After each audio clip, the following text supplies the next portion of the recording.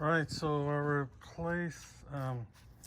replaced these LED, and I also replaced the fog lights with LED.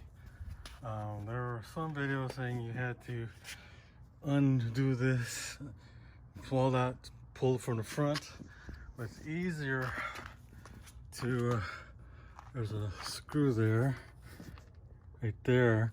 You take that, and there's a bolt in pop this thing underneath, if you can see it right there, and just pull up the bumper, and you could do it from both sides.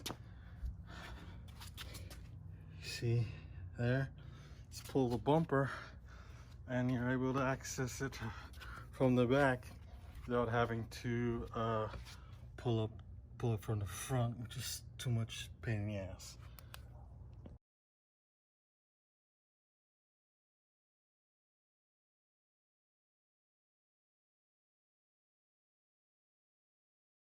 Here it is. Pretty cool.